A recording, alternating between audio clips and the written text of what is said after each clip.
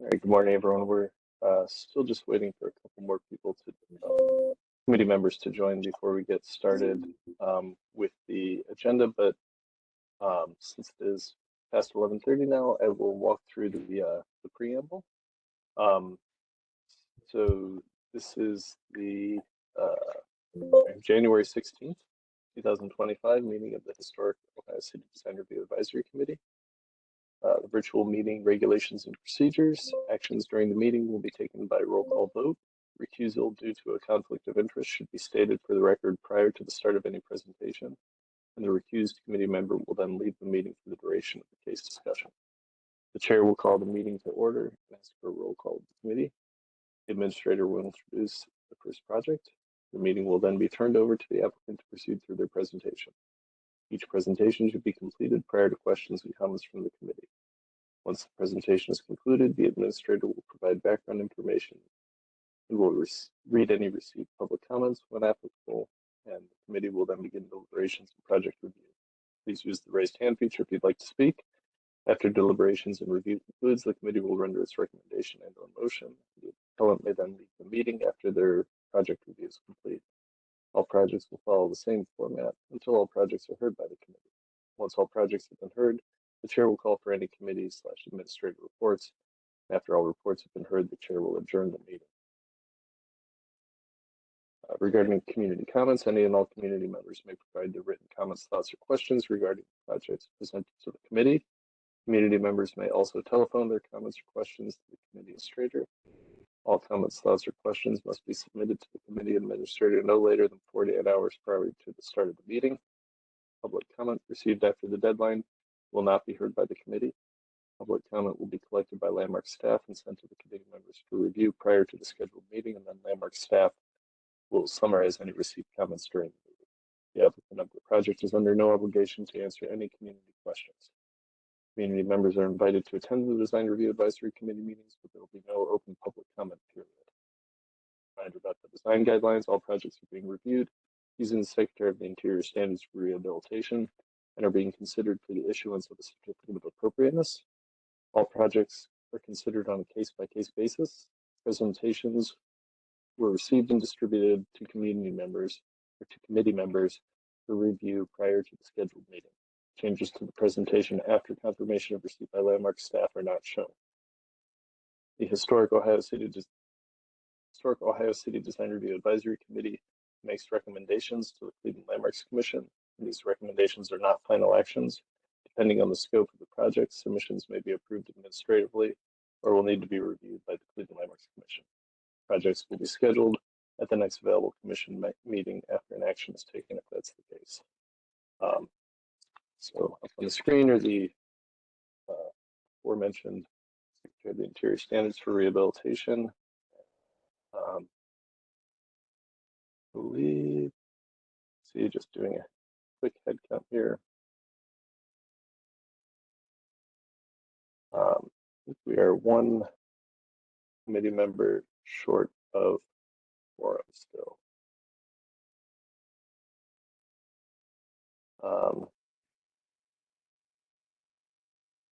So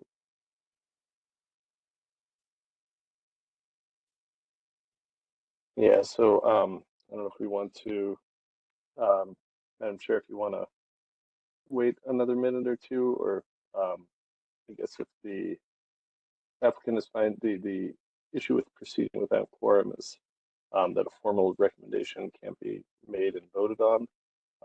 So projects would potentially have to go to the full commission that otherwise might have been able to have been handled administratively. So we could call the meeting to order and then hope that we have quorum by the time we get to a point where motions are made, or we could just wait. I don't know, Madam Chair, if you have a preference. Can you refresh, do you have our agenda? Actually, sorry, I'm trying to remind myself of what's on our agenda. Okay, we have 2 signage projects, which would be that scenario that you're talking about, that they have to go to the commission when they could usually just be approved by this body. Is the same the case for the West Side Market? I think that would, that would probably be going to full commission. Maura just joined, so I do think we have quorum now. Oh yeah, Maura just Oh. joined. Okay, thank you. All right, never mind. Great, thanks, I am a Chris. little No late. issues. Okay. We were all anxious. Okay, well then let's. Okay, so we will formally call today's January 16th Historic Ohio City Design Review Advisory Committee meeting to order. Dan, can you please call the roll? Sure, Ms. Anderson, Here. Ms. Flaherty. Here. Mr. Frondorf, Ms. Lamb, Mr. Miller,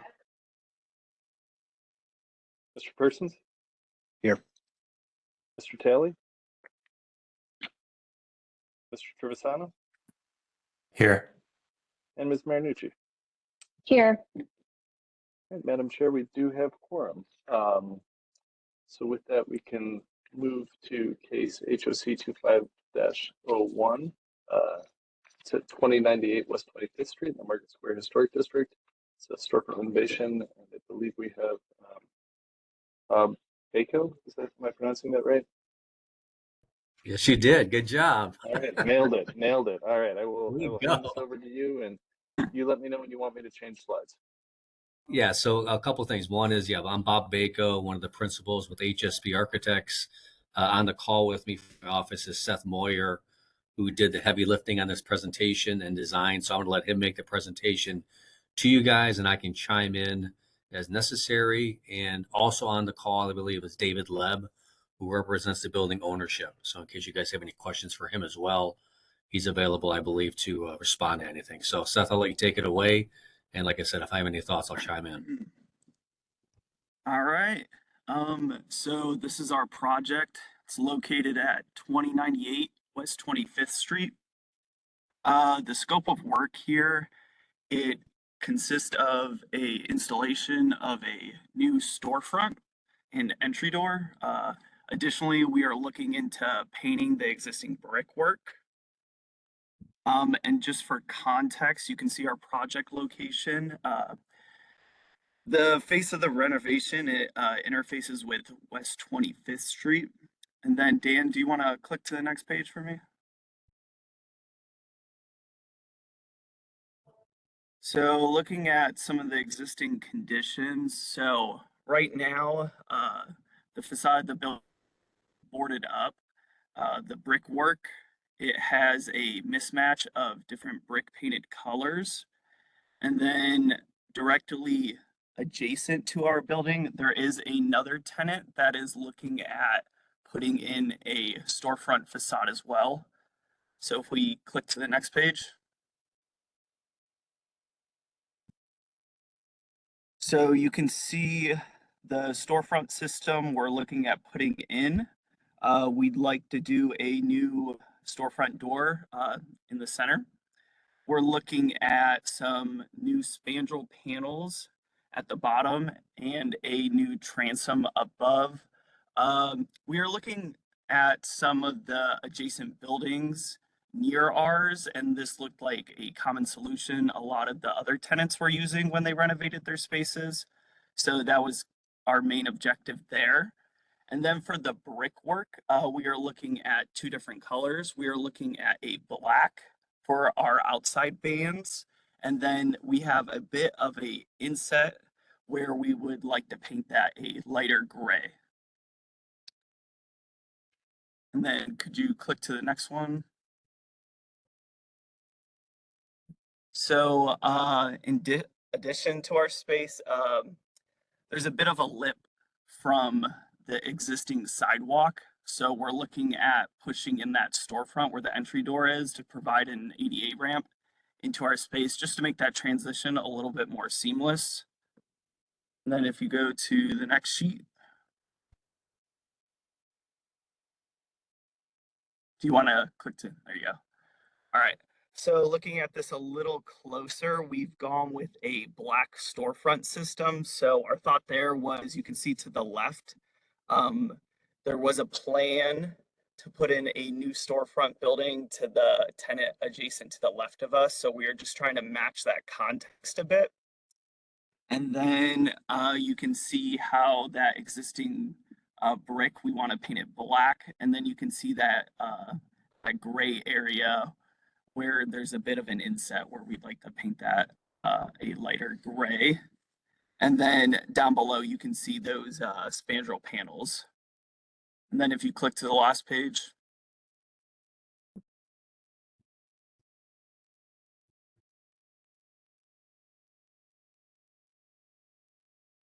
can you click to the next slide, please? Yeah, is that, I think that's. Isn't that it? That's the Yeah, enlarged Yeah, just looking at it a enlarged. little bit closer. there's a bit of lag, so I don't know. leg. Yeah. Yeah. All right, yeah, and then you can just see the design a little bit closer up. Yeah, so we picture that lighter gray inset panel is maybe is an opportunity for a sign band. You know, at some point there's going to be a occupant of this space, and that just gives an opportunity for some designation of an area for signage and or some contrast for the building itself. And you know, and Seth alluded to that left building, so to speak. You know, we're under the impression that was all approved in a previous submittal, probably years ago now. It was going to be a hot chicken location. I'm not sure if you guys recall that. And so that's all been previously approved and ready to go. Yeah, and well, understanding that that's outside the scope of work. Yeah. I think that's been long enough ago. We have enough new committee members, and that predates my time working for Landmarks. So if it did get a certificate of appropriateness, those are only good for a year, so we might be reviewing that again. Okay. We'll just have to look at that when they're ready to move forward. Okay. But just for clarification, we're only looking at the gray one-story building here today. Okay. Correct? Yep. Okay. Cool.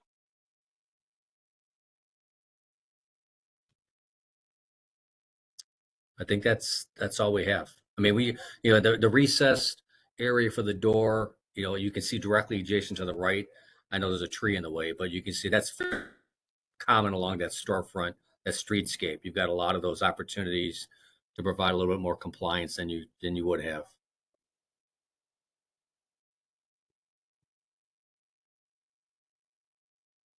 Okay, thank you. Does anybody want to start with feedback? I got a couple questions in here. Do you guys anticipate any tuck pointing that you're going to need to do the brick before you paint? I would think we would figure that out when we take all that boarding off. I would assume whatever we need to do to clean that brick up, we'll do it. Okay. Yeah. And then a couple questions, spandrel on the bottom panels. You're showing in the rendering that it's a little translucent, almost like it's a frit instead of a spandrel. So I just want to get clarification if it's one or the other. And then in this rendering adjacent to the door, it's shown as similar to that, but in the CAD elevation, it's shown as just vision glass. So just trying to understand if it's one or the other. We would picture. I picture it as being spandrel across the whole base. Okay, so true spandrel, no light gets Yep. through. Okay. Right. I think my personal preference is that I'm fine with that. But I think adjacent to the door where it's inset, I think my preference would be that that is vision glass, where it's inset as part of demarking that as entry. But if some of the other committee members feel strongly the other direction, it's not a hill I would die on. It's not a dispositive. I think that's the only comment I have on that.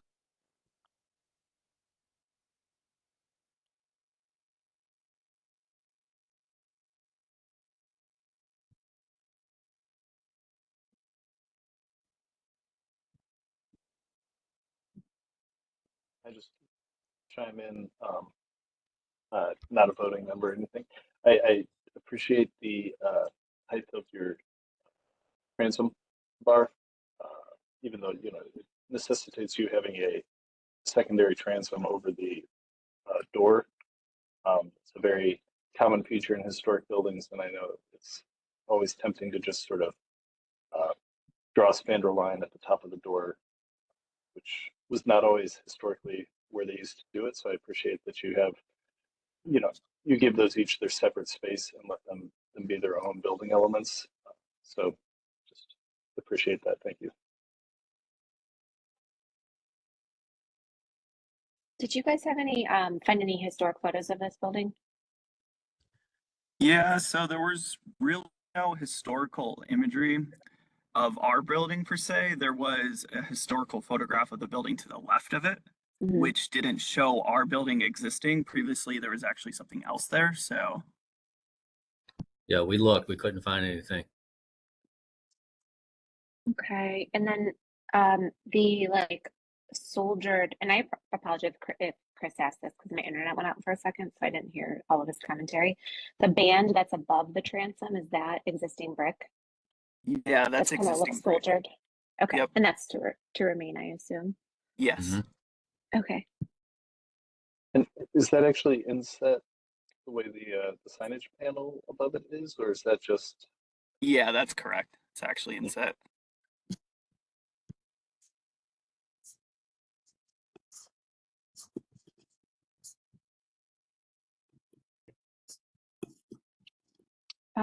one other clarification I have that's not necessarily called out on here is in the existing photo, it looks like the brick pier terminates into some kind of stone.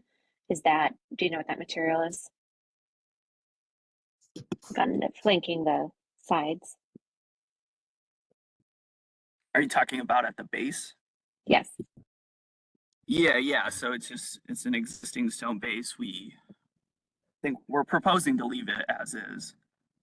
Okay. Are you gonna so you won't paint over it or remove it looks like it might be painted? I assume we are just gonna clean it up, and we are only gonna paint the red brick above it.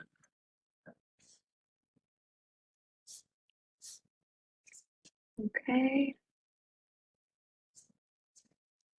I have a quick question. Wait, I'm unmuted. Everyone can hear me? Yep. Yes. I'm seeing here there's no structural modification to the facade though. This is primarily just paint and then inserting that door and window components.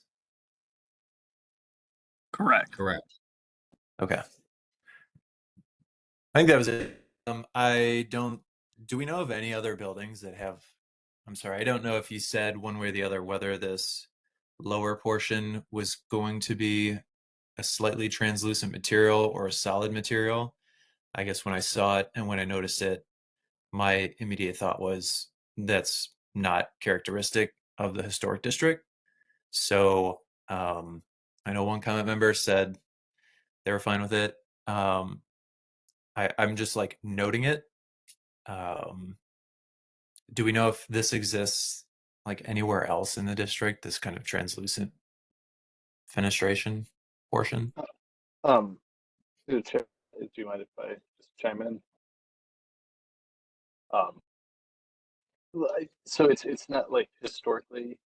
Sometimes you would have had glass panels in the bulkhead area. I mean, actually, the bulkhead itself actually refers to the raised area behind what we call the bulkhead now.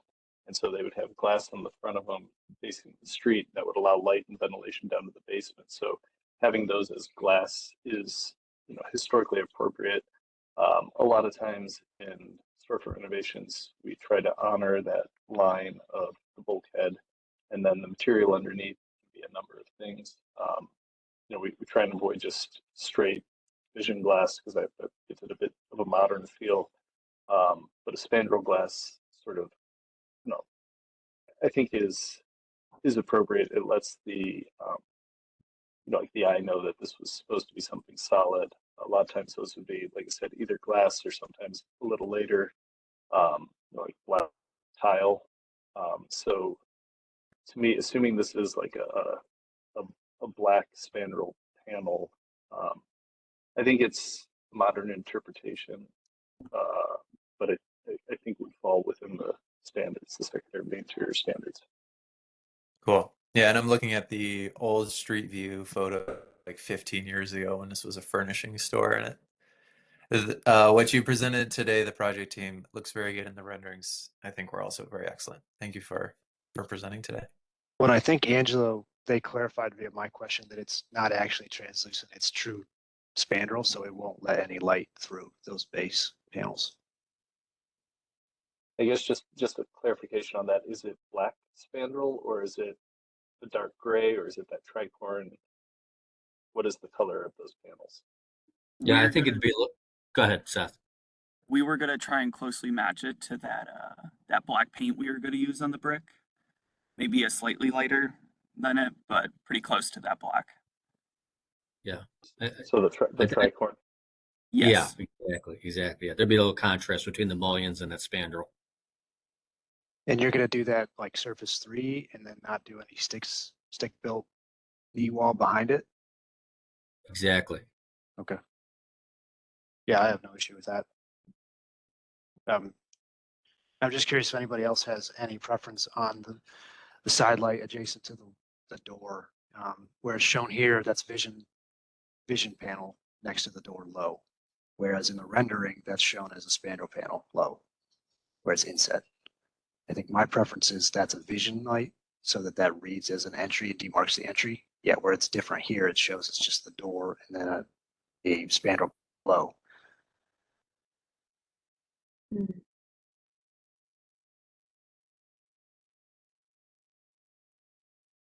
Chris, you're saying you prefer as shown, or you'd prefer the spandrel line to continue? I prefer not as shown in the rendering, as shown in the straight on head elevation, CAD elevation. Mm. Yeah, I could agree with you on that. I think my only other remaining question is if the top brick of the parapet is currently painted or not painted. And again, I'm sorry if you said this and I missed it. I mean, if the existing building as it stands right now, if it's painted or not, Correct. I think I don't think it is painted up there. And I did you mean, specify which type of paint you would be using for this? we could. I mean, I've painted maybe half a dozen brick buildings in the last 4 or 5 years, and the performance specs I'm getting from Sherwin-Williams are pretty good. So we can definitely provide that if you need it. I mean, it's funny you said that because I was just my building I painted 5 years ago and it looks pretty good. Yeah, I think you know, providing that spec to staff would be totally fine. I just Margaret Land of CRS is not here today, and I know she would definitely be asking that question and or be noting that we typically don't ever want to paint historic brick if it's unpainted. So that's just a consideration among, you know, for my colleagues, but also I think like the balance of what you have here, I would, you know, it might be as long as the appropriate paint was used, I think I could accept that as appropriate just because you are trying to mitigate, you know, adjacent. It's like half the brick's painted, half's not. So you're kind of in a spot where to make the building cohesive, I see it. I understand it making sense, but it's definitely needs to be noted. Yeah, I think I'd be fine with it as long as it's elastomeric. Yeah, and Madam Chair, to your point about it being like there being unpainted brick, it looks like the only unpainted brick is in that sort of recessed signage panel.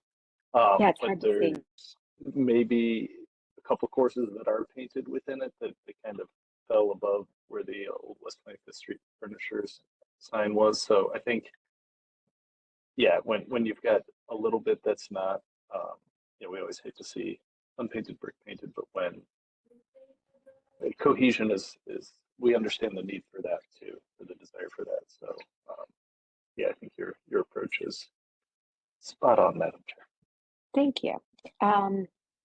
Okay, does anyone else, any other committee members have any further comment, or do we feel like we're ready to make a motion?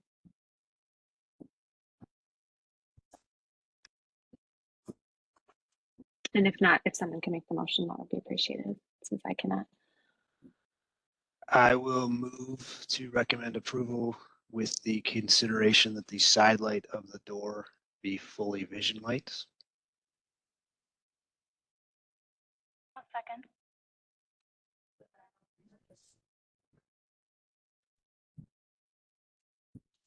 All right. You know the comment. I'll move ahead with roll call. Ms. Anderson, Yes. Ms. Flaherty, Yes. Mr. Persons, Yes. Mr. Trevisano, Yes. and Ms. Marinucci. Yes. Madam Chair, the motion passes unanimously. Bob, Seth will be in touch this afternoon to kind of let you know next steps, and we'll go from there. Thank you very much. Thank Sounds you. good. Thank you. Thank you, everybody. All righty.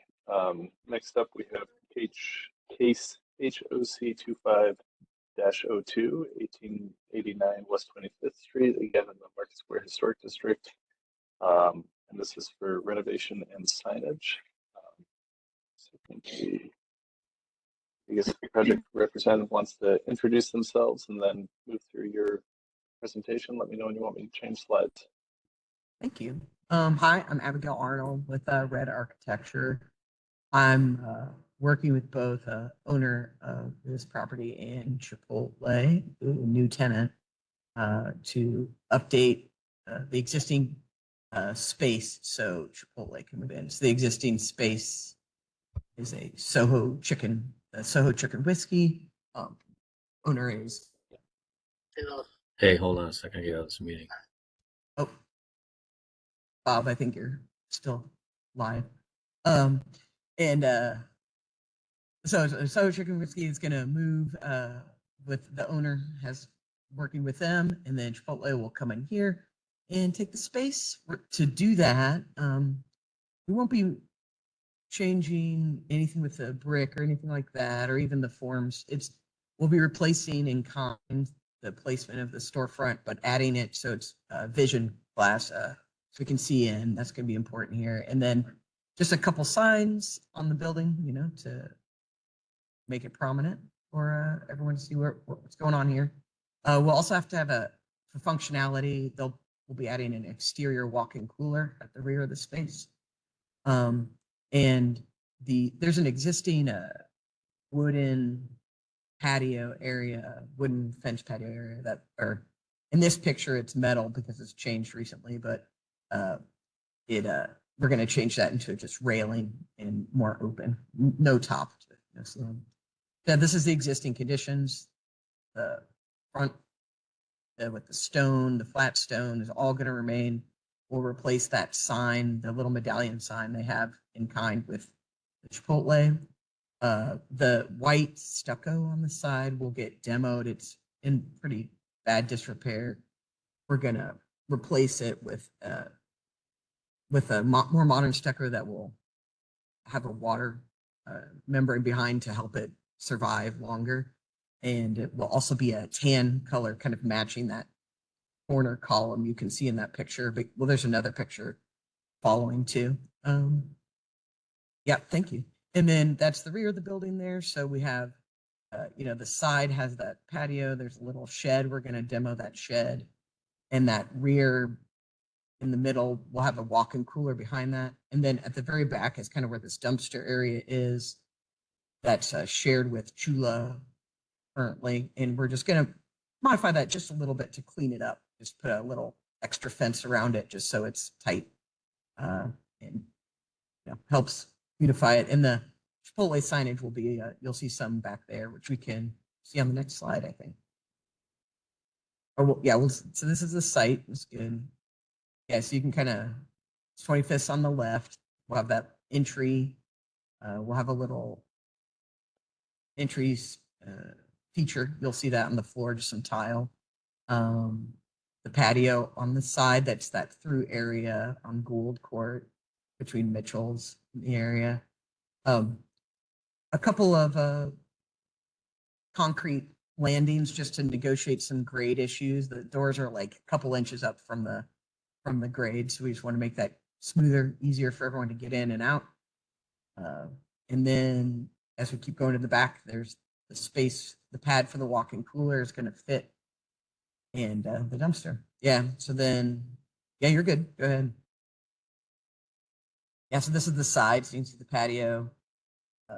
The service door over there with some railing at the new concrete pad and the stucco that was kind of this tannish color. You can go to the next one. So the front, so all that storefront at the bottom, will be clear vision. We're keeping the tile that exists below on that front elevation. Kind of opening up that entry. There's a windscreen right now that we'll take away and kind of open that up, brighten up that entry. Clear vision again. And then on the left is you can see just the walk-in cooler kind of taking up that back space a little bit. And the signage up there, of course. And next one. This is just, I wanted to make sure everyone understood kind of functionally how it's working, right? So that's where that recessed tile entry is. You come in, you have your dining area and your, restrooms. And sure, we've all seen a Chipotle before. So this is just working in this space, but we got our queue and the kitchen in the back and functionality back there. You can go to the next one. Some images of the types of furniture and the railing that would be used there. And then on the right is the bike rack. There's definitely noticed a need for that in the area. Thought that'd be nice. Next slide. So on the left is kind of that entry, what it is now, and then, open it up a little more and have this tile pepper in there. And on the right is from the history is 2016 in Google, but it shows the color that was previously on that stucco wall. So you're trying to match that idea with our update. And then next.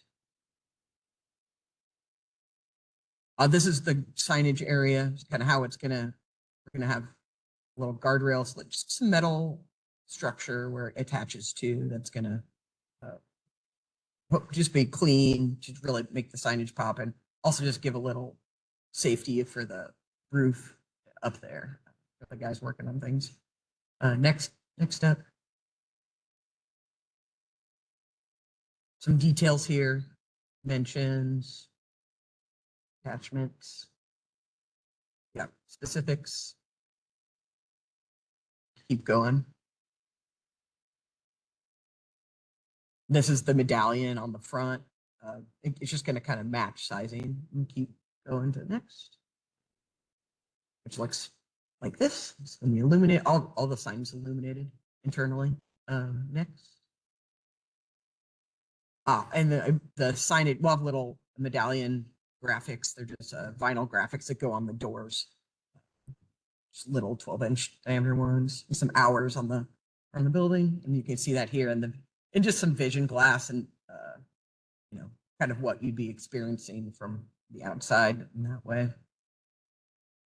And then just some lighting. So like some under canopy lighting, a mural light, and some wall pack lighting, just to kind of brighten up that elevation on the side of the building. And then just some pretty pictures to, take a look. Yeah, that's the presentation. Yeah, Madam Chair, I did just want to mention that Abigail met with staff for kind of a pre-development meeting a few weeks ago, and just I wanted to thank her for including those additional details that we asked about, and making the change in the stucco color, adding the divisions that will be needed in that, just as a functionality of it. But we appreciate her following up on all of our comments. Great. Like it turned out nicely. Great, thank you. Thank you for doing that. I just have a couple clarification questions. The kind of like in the patio area, the little kind of awning structure, you can call it that. Is that new or is that existing? Good question. That's an existing awning structure. There's, Okay, I thought so. yeah, it's tucked in there right now. So you, like, if you walk by it, you wouldn't see it. But if you walk into their fence, you would see it. But they have like 4 columns and like a shed roof. That Yeah, I pops out recall there. that going in a bit ago, but I was just double checking that it wasn't Yeah. being modified. Correct. Okay, the other question I have is it specified that the blade sign and the light fixtures are going to be installed into mortar joints? I can do that. I have not said that yet. But yeah, that's a great idea. Good clean. We like clean looks for sure. Yeah, thank you. We prefer it so that we are not, Messing with into it. Right. existing stone. Love Yeah. that. Thank you. Thank you. I don't know that I have any other questions or comments. Do any of my colleagues? I have one question. Where the Soho sign is currently painted on the northern facade, I saw the color change that you proposed. Is there going to also be a painted logo or anything on there? Right now, we're not pursuing that. We've been discussing pursuing a mural on that corner, but we're not quite ready to, present that here yet. But that's kind of the intention right now. So the plan right now is to have it be the tan stucco, no signage at the moment. Okay. Thank you. I think that's my only question. I had a comment and then a request. The first comment was just a deep appreciation for the project team here mentioning the lack of bicycle parking. So 2 thumbs up for recognizing that. And my request connected to that is, can we please move that bicycle parking rack from behind the patio from the street to the other side of the patio so that it's visible for people and customers who are arriving by bicycle so that they can see the bike parking? Because right now it's just out of the way, and even in the renderings, you can't see it. Yeah, I mean, would it be terrible to have it in both places? I know we're to think about employees too, also like meeting rooms. I would also think that recommendation would be great. Yeah, if we Awesome. duplicated that in front, I think that would be an excellent improvement. Love I it. actually had that same thought as just to maybe double it, knowing Yeah. that my family personally would roll up and take up that entire bike rack. So two would be great. I do see that often. I have a silly number of photos on my phone showing people trying to park 2 adult bikes and 2 children's bikes all wired together to a street tree. So thank you to the project team for making that change. Is the jointing in the new stucco what you see as being what it's actually going to be? Yeah, that's that one. It works with stucco construction detailing, right? Square footage wise, that will work. But also, it's the idea is it will match the existing header on the front of the building, because that's really where this tan comes from. It's kind of that corner. So we want to kind of wrap. Yeah, it's pretty good on that. Yeah. The only question or more recommendation that I have is that you add a horizontal datum at maybe 1 foot or 8 inches above grade for, call it a sacrificial panel, as Right. people kick it or salts or degradation of that lower foot or 8 inches. And all those bikes were put in there. For sure. Yeah, right. So just to maintain a little bit of ease of maintenance in the long term. Other than that, I don't have any issues with the joints, but I just think that would behoove you and the client so that they can maintain that piece of the facade a little bit easier. Thank you.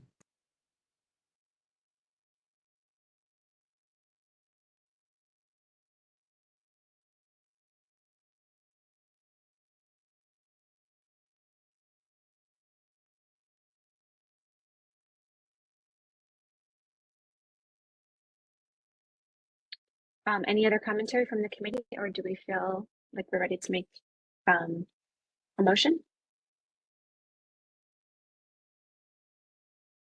I can summarize the comments I've heard if that helps anyone make a motion. It sounds like people were looking for generally an approval with a condition that any lighting and signage be installed through the border joints, and the recommendation that the bicycle parking be added in front of the patio, including in the rear of it.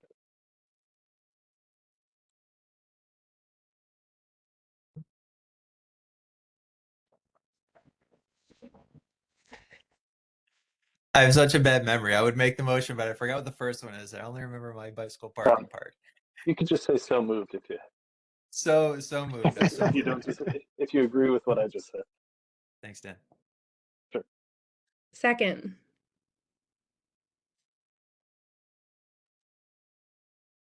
All right. Hearing and seeing no other comments, Ms. Anderson, Yes. Ms. Flaherty, Yes. Mr. Persons, Yes. Mr. Trevisano, Yes. and Ms. Marinucci. Yes. Madam Chairwoman, the motion passes unanimously. So Abigail will be in touch just to kind of confirm next steps through this process. So thank you very much. Thanks, everyone. Hey, Dan, I'm going to recuse from this West Side Market one. So I'll be gone. Understood. Since this is the last one, should I stay? Do we have any business after this last? Yeah, no real administrative things. So if you want to take off, our feelings won't be Okay. hurt. Well, I'll stick around. I'll just turn off and Okay. I'll check back in a little bit. Dan, do we lose quorum now? Since we had quorum at roll call, we have quorum for the meeting. We don't need it for each individual item, so we should still be good. But thank you for the cognizance. So with that, we will move on to case HOC 25-03. I feel problems with the HOC 25 at some point.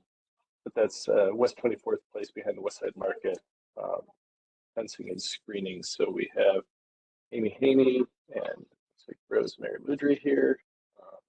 Chris, you got a whole bunch of people. So I'll let you guys go ahead, go through your presentation. Let me know if you want me to switch slides. Sure. So thank you for allowing us to come before you today to go over a proposed utility yard fence. You can go to the next page, Dan, so you can see where it's located.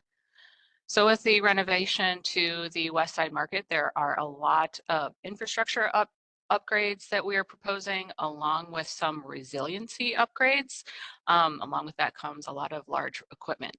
So there is currently a utility yard that is only host to a generator right now. There is a generator out here behind Market Garden Brewery. That generator is powering just kind of the low-hanging fruit right now. But with the upgrades to the HVAC in the market and the arcades, we are proposing two new generators and two new chillers that are also going to be located here in this parking lot that is owned by the city, operated by the market, and the income from these parking lots are going to the market. So this is all on market property, although it's not in the historic renovation outlines for this project. So in order to start on the renovations, we need to get this stuff in first. So we're coming here kind of outside of the larger market proposal. We will be coming into you soon for the design review of the market hall and the arcades. But this is sort of a separate thing that needs to happen first, which is why you're not seeing the kind of final design of the arcades next to it. So you can go to the next page. So this is the current conditions. You can see a little bit behind that utility pole with the transformers located. That's where the generator is. It's the white box to the right, the bottom right. That utility pole is staying in place. We'll allow access for CPP to get to that pole, but then there is a light pole that is right to the left that will be relocated further to the east. Go to the next page. So here's the proposed layout. You can see that we are not touching West 24th Place. That will still be as wide as it is now. There will still be a turnaround for service vehicles just to the north of the utility yard, and then still parking to the east and north. To the next page. Here's the layout of the equipment that would be within the yard. On the west side, that's the current existing generator, and then 2 chiller units will be located next to that. Those do need ventilation, so we can't put a solid fence in front of those. So that is where you will see the open metal fence. And then the transformer will be located just to the east of that. The distribution panels for the generators are then located just to the east of that existing utility pole. And then the 2 new generators are on the east side with solid CMU walls around the kind of 2.5 sides of the proposed fence. And go to the next slide.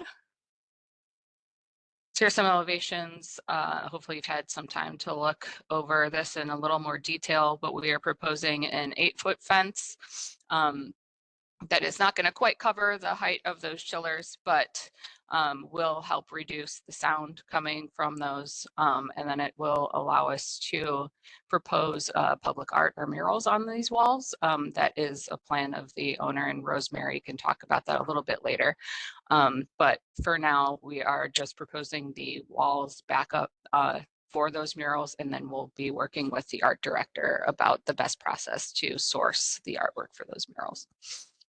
To the kind of western edge is where you're seeing the proposed metal fence. And then we do have to provide egress from this yard. So there are doors and then access gates for the equipment themselves in front of the chiller will be gates, and then, or sorry, in front of the transformer, there will have to be a gate for access. You can go to the next slide. Again, just elevations of that. So facing the arcades, which in the kind of final configuration of the arcades, that will be a food hall. So the hope is that you'll look out onto this yard and be able to see a mural on this wall. Next slide.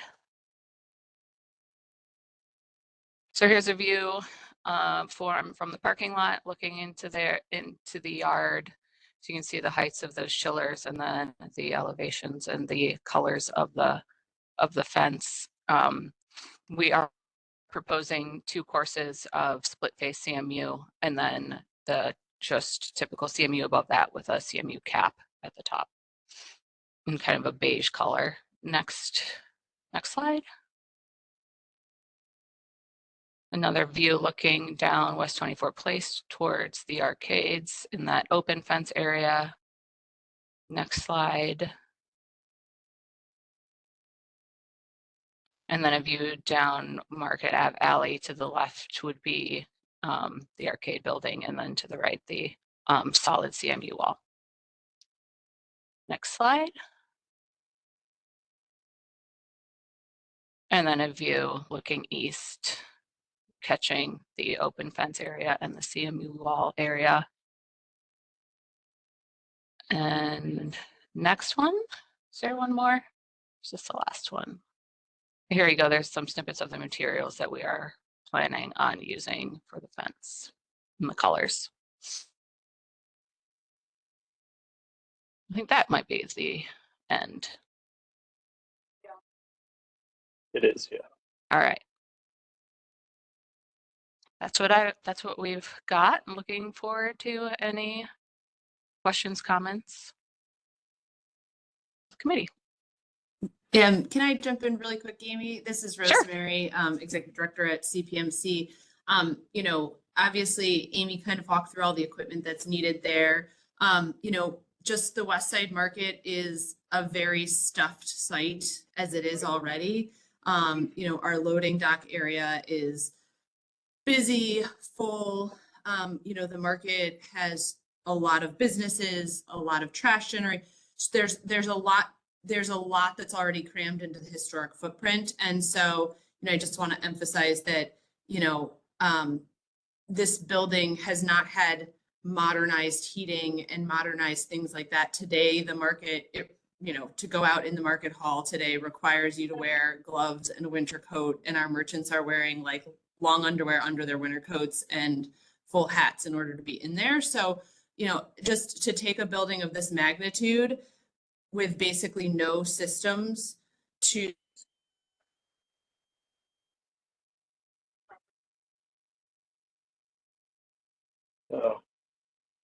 I was wondering if she froze for everybody else. Yeah, cost yeah. effective and efficient and serve the needs appropriately of the space. So just recognizing that we're trying to really hard do things in a very small footprint, and there's really quite limited options.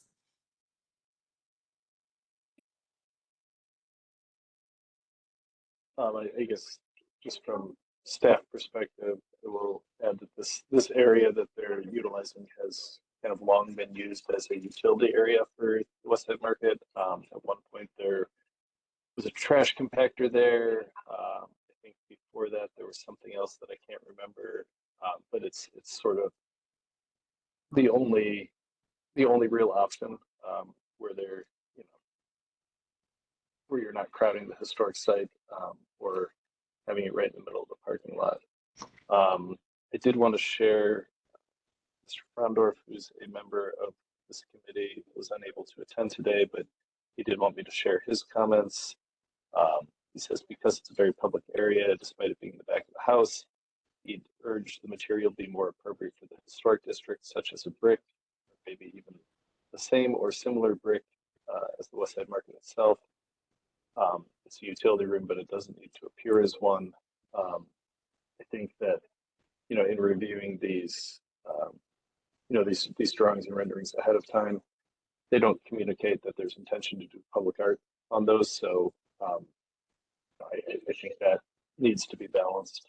I guess one kind of question I had just from the staff end is there any intention or need to bollard the this corner? I just know that these sort of aluminum Yes. fences are pretty delicate. So I think we did put the bollards on the plan, but they're just not showing in the rendering. There will be bollards around there. It's in the overall plan, I think. And Dan, that just speaks to like more broadly in Mhm. general, we are working with Ohio City in general, like this, that little alleyway basically leads to a pedestrian plaza that's bollarded off. And at one point, West 24th Place had bollards preventing people from entering that alley. And I spoke with Sam McNulty. None of us know why they're gone. They might have just worn out or something. So we have a lot of conversations just in general to have. Bollards are a major part of things. And in general, working with adjacent businesses to make that alley appropriate for pedestrians is going to be important just for the overall safety. Can you clarify who owns the alley? Is that city property, market property? It's still city right of way. Okay. Unclear if it's right of way, but it's city. It's still like a street-ish. We'll say. So we're working on what is the right. Street-ish. It's street-ish. We're Well, trying that's to I'm curious, figure out what's going on and what the right path is to but certainly beyond West 24th Place, we already have put up temporary fencing to prevent folks from driving all the way up to, the little pedestrian plaza right now. So, even if some part of that has to remain open, it would be to 24th Place, not beyond that to the utility yard area. So DLR has been working on the bollard plan around the parking lot, around the utility yard, around all of that to make sure we're appropriately confining cars to where they belong. And I guess just for clarification on ownership, it is not a designated right of way. It appears to be part of the parcel on which the West Side Market and the arcades sit. So it's owned by the city of Cleveland, but it's Interesting. not a designated right of way, at least according to Oh, the good. GIS. All right. Well, I think there I don't was know if that not. makes it easy. No, that's super helpful, Dan. We did not, Jessica and I did not have that answer yet. So we're learning something today. This is excellent news. So I think it still is named Market Ave. So it is weird that it's named alley, and it is the non-conforming fire access. So the bollards that we are adding there would have to be removable. And we did talk with the fire department, and they have seen this plan and have given it a thumbs up. I mean, not like officially because we haven't submitted any plans to them yet, but this does work for them as long as we're not changing the fire access at all.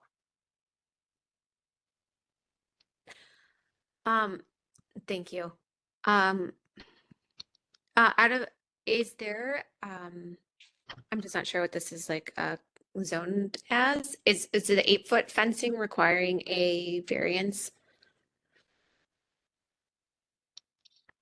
I don't think so. I thought that it was 8 foot was allowable for this area. Oh, I don't know. Yeah. I'm not opposed to it. I'm just was wondering, Yeah. just so if we're aware of approval that. Because it's like not in any yard. It's like a parking lot.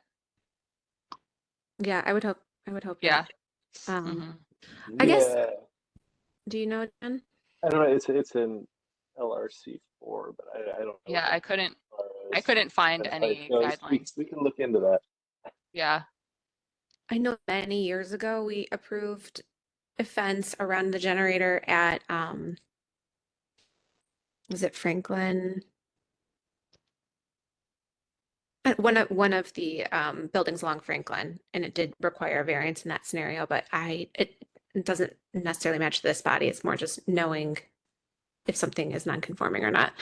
But we'll just go with no. Mhm. To the materiality, I appreciate Alex's comments too. It's one of those where I feel a little conflicted because part of me is like, it's a nondescript sort of proposed material in a back of house area, but also appreciating, is there an opportunity to make it a little bit more elevated? So I don't know if I have an answer to that or a strong opinion on it, but if you could speak to the materiality choice. So the black fence itself, I think that is just the highest, like the kind of the correct choice for that, considering the ventilation requirements. But the CMU was chosen because there is the intention to add the murals and artwork to it. But we didn't want to show that artwork because it has not been sourced yet. But Rosemary and Chris, I don't know if we want to talk about the intentions around the mural and artwork on that a little bit further, and maybe it's a condition that it would obviously have to be a condition that would come back and get the artwork approved, but it was chosen to be the ideal backdrop for a mural. Yeah, I mean, I think we were looking for materials that are sturdy, affordable, and are great for putting public art on.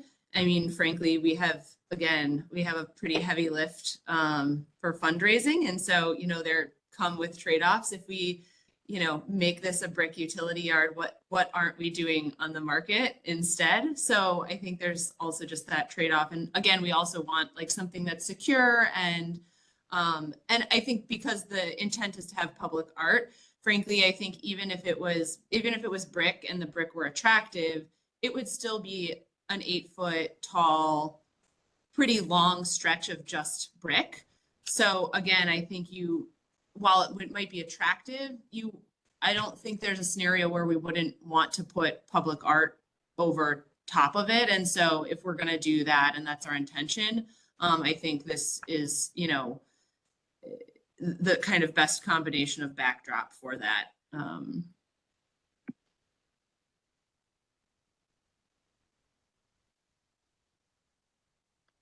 Yeah, Well, understood. I wonder,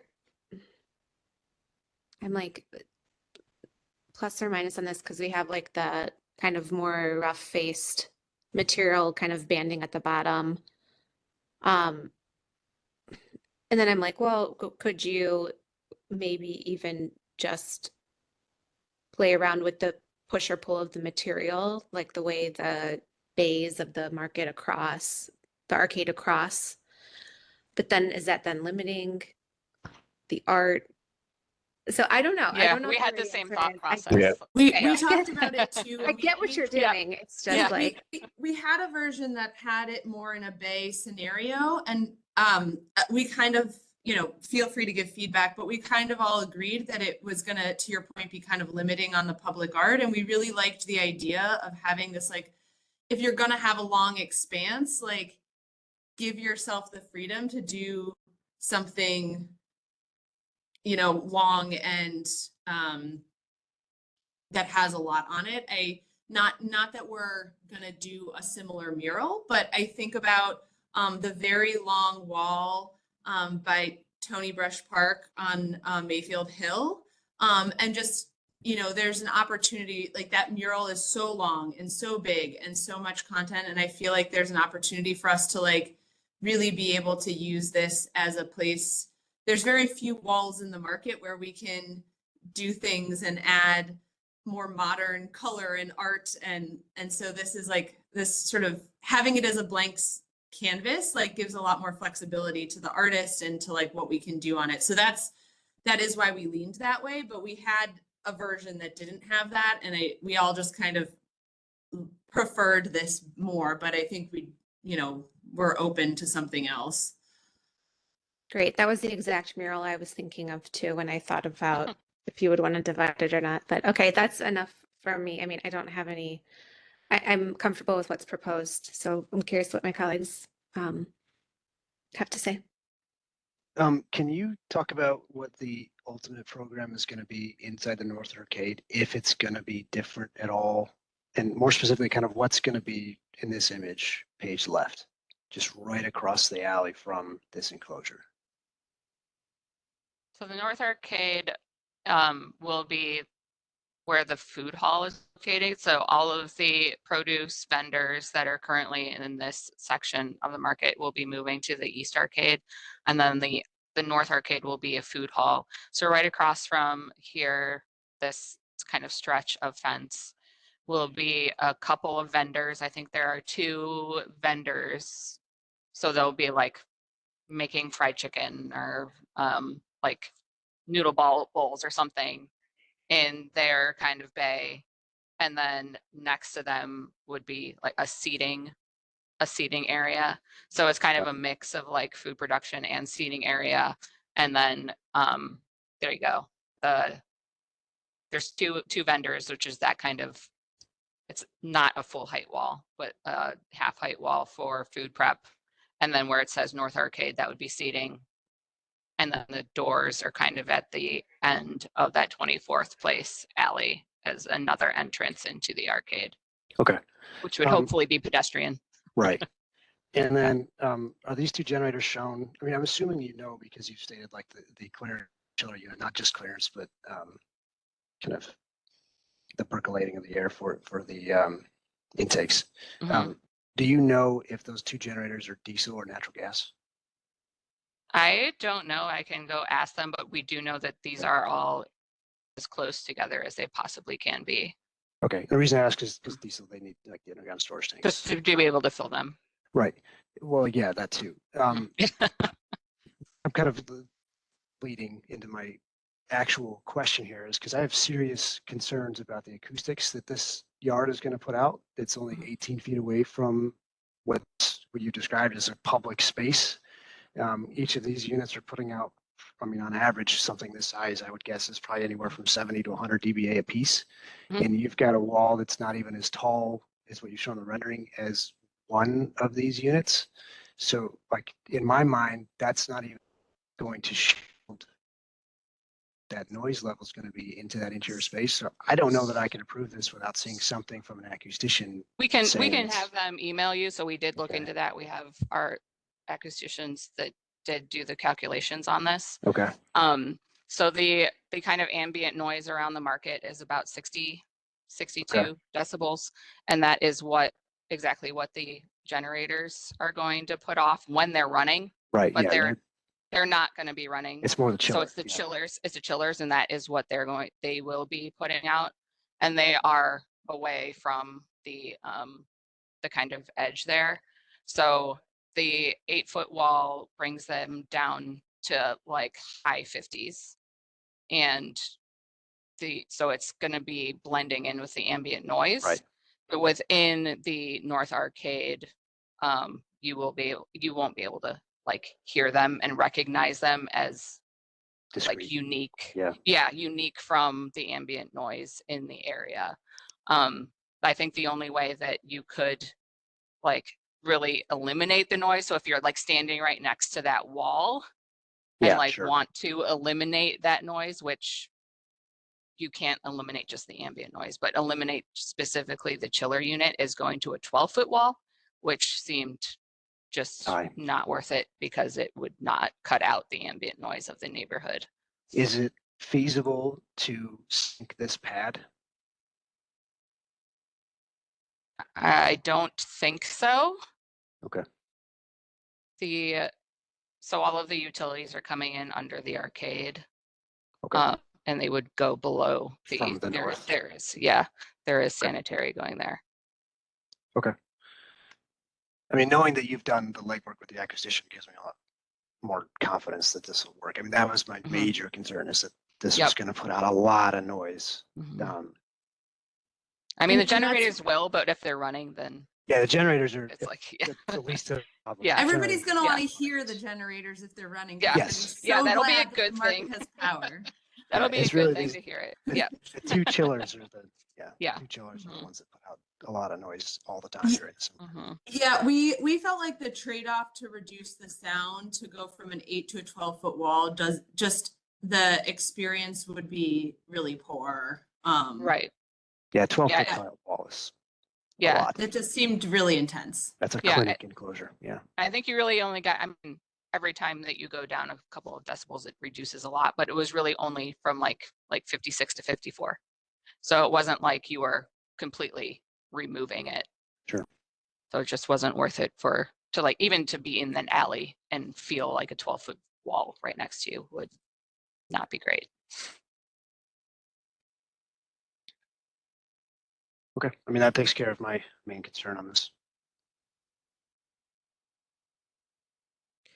I have a question going back to the murals on the wall, which I was very happy to hear, because whenever I was reviewing this, it jumped in my head. I was like, oh, this is a little bit of a drab finish. So I was excited to hear you propose that. That kind of rough band that you have at the bottom, do you anticipate the murals covering that material, or like stopping above it, so it's only going over the smoother surface? I think we are assuming that it would, you can see here, like because of the snow, that that would be kind of the base, and we wouldn't put the mural over that. So it's kind of that it would start above it. But when we start sourcing and looking into what this mural could be, like if they want to take it over to the bottom, we could ask for staff approval to take it down. But we thought it was a good idea to have a base here for plows and all of that to make sure that it's not getting ruined. Okay. I don't know if you're comfortable or ready mentioning just general concept of what you plan. I mean, it's so visible that I'm mostly just curious to hear like what your sort of loose vision is for that public art. I mean, so I guess I'll say we have not delved into it very much. I think the loose vision is to capture both like embody the spirit of the market and think about food as a theme and the market spirit of like entrepreneurship, innovation, and sort of both honoring history and looking forward to the future. But that's a pretty broad theme, and that's probably is, you know, it's a lot of buzzwords that have not been narrowed down yet. But that would be my hope, is that it's something that's like energizing, forward thinking, but that also really honors the like tradition and past of the market. No, I like that. I appreciate it. There's a lot of sometimes redundancy in some of our public art where it's a lot of Cleveland landmarks. And so I'm just happy to hear that you're not putting Cleveland landmarks on a Cleveland landmark, you know, that's not the plan. So I'm happy to hear that. And I'm just like a kind of side comment is just, I know that this is going to improve the quality of life for your tenants. And so Rosemary, I always appreciate that you're like going to bat for them. So that was all I had. Thank you. So too many landmarks, huh? Putting a landmark on a landmark would be fun. Yeah.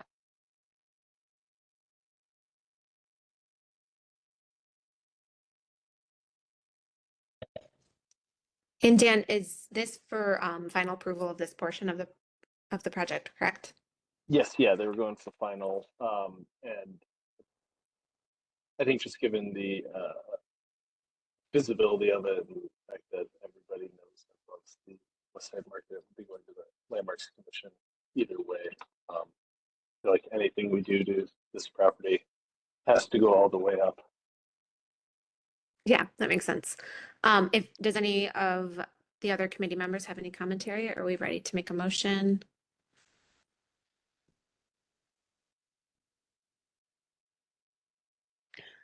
I don't think I heard any conditions. Is that correct?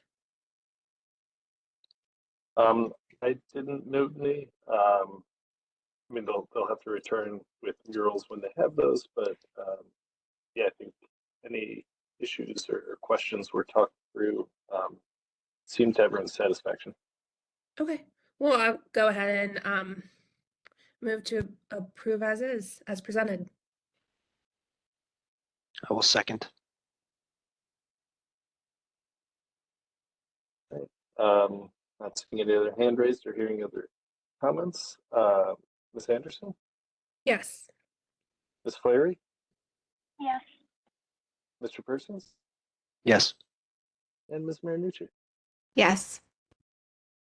Madam Chair, the motion passes unanimously. Thank you. Congratulations, guys. Thank We will be you. in touch. I think we have you penciled in for our landmarks agenda next week, but we'll reach out to them all that this Thank you. afternoon or tomorrow morning. Thank you. Thank you so much, everyone. And with that, Madam Chair, that was the last agenda item. So we don't have anything else. I don't have any administrative reports unless you do. No?